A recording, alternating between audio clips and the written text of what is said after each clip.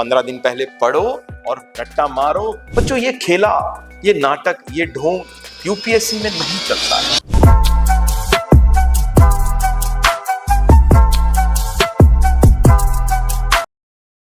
इस पढ़ाई में अच्छा प्लान बनाना बहुत ज्यादा जरूरी है। वो कहते हैं ना, those who fail to plan are planning to fail. तो अगर आपके पास प्लानिंग है जिसपे आपने अच्छा समय बिताया है तो आपका आधा काम वैसे ही हो चुका है और आप इस जर्नी में सक्सेस की तरफ कई कदम दूर जा चुके हैं। ये बट स्टडी प्लान होता क्या है? स्टडी प्लान का मतलब होता है कि आप एक ऐसा प्लान बनाएं कि जिससे आपको क्लैरिटी मिलती रहे, आपका जो विवेक है जो आपको मदद करेगा सही और गलत के चुनाव करने में। चाहे आपको अगले 2 घंटे क्या करना है, अगले दिन क्या करना है, इस चीज तक का अगर आप प्लान कर सकते हो, असली यूपीएससी के विद्यार्थी आप ही हो।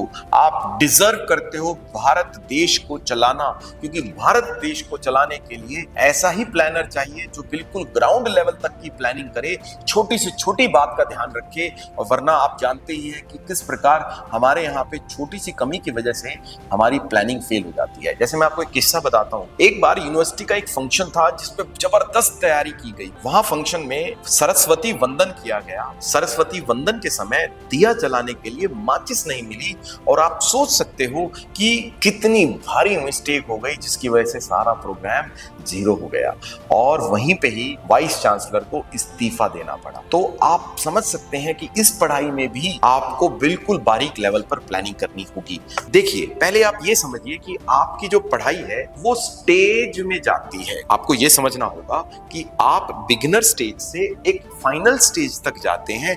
आप पहले ही दिन मास्टर नहीं बनते हैं और ना ही जरूरत। आपको एक मैक्रो प्लान बनाना है अपना। अब आप कहेंगे ये मैक्रो प्लान क्या होता है? मैक्रो प्लान का मतलब होता है कि आप एक बड़ी पिक्चर क्रिएट कर रहे हैं। जैसे उदाहरण के तौर पर आपने 2 महीने एक पेपर को दिए, तो अगर 4 पेपर हैं तो आपके 8 महीने लग गए। और अगर मैं कहूं कि आपने बीच में छुट्टियां ली तो आपको 15 दिन की छुट्टी समेत 8.5 महीने आपका बेसिक, जिस प्लान में 2 महीने के मैक्रो प्लान का आइडिया हो गया कि यूपीएससी का जो मेरी स्टडी है 8.5 महीने में मेरा कोर्स खत्म। बच्चों, मगर ये था मैक्रो प्लान। अब आपको इसको तोड़ना है। जैसे हिस्ट्री के सिलेबस को माइक्रो कंपोनेंट्स में तोड़ दो। पहले 2 महीने में जो आपने प्लान बनाया है कि 2 महीने में हिस्ट्री अगर मेरे को करनी है या पेपर नंबर 1 मेरे को करना है तो उसमें हिस्ट्री के कंपोनेंट को मैं 25 दिन की वेटेज दूंगा, ज्योग्राफी के कंपोनेंट को 25 दिन की वेटेज दूंगा,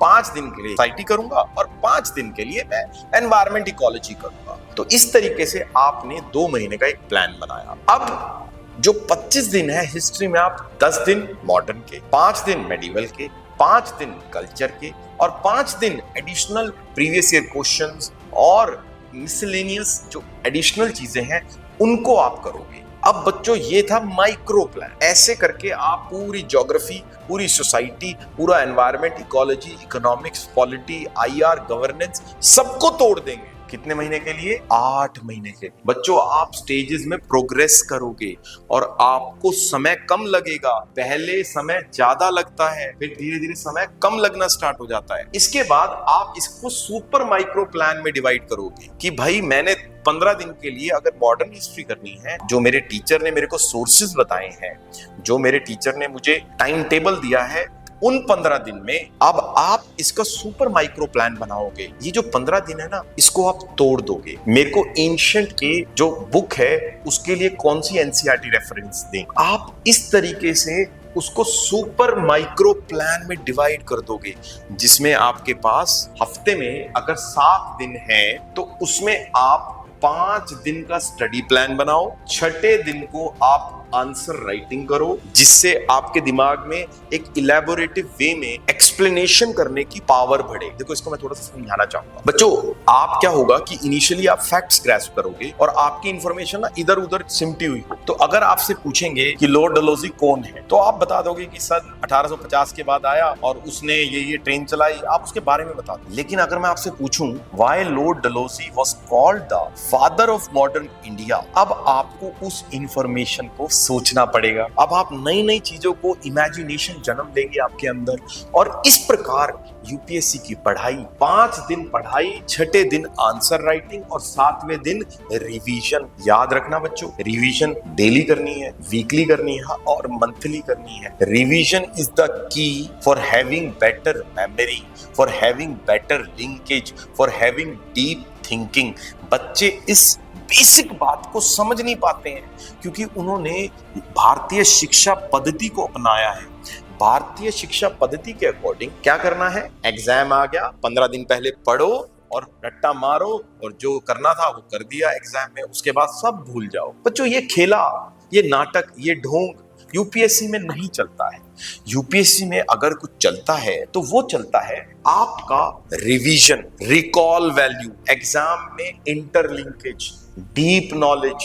कोई भी प्लान परफेक्ट नहीं होता है, तो आप एक ऐसा प्लान बनाते हो जिसको आप रिवाइज करते हो सकता है कि आप अपने प्लान को अचीव ना कर पाए, लेकिन आप उसके कारणों को जानो। अगर वो कारण अवॉइडेबल थे तो अगली बार वो गलती मत करो और फिर से पढ़ने पे लग जाओ। तो यही था फलसफा एक अच्छा स्टडी प्लान बनाने का।